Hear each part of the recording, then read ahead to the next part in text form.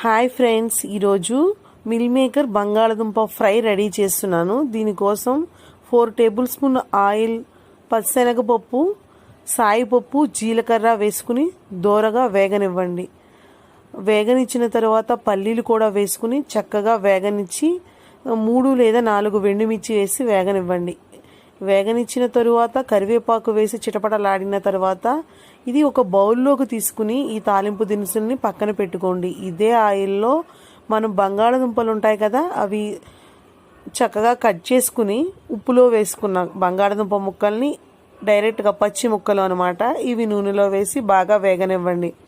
వేగనిచ్చిన తరువాత మిల్ మేకర్ని నానబెట్టుకుని ఉప్పులో వేసి నానబెట్టాను. నానబెట్టిన మిల్ మేకర్లను గట్టిగా పిండుకుని ఈ బంగాళదుంపల్లో వేసి బాగా వేగనివ్వండి.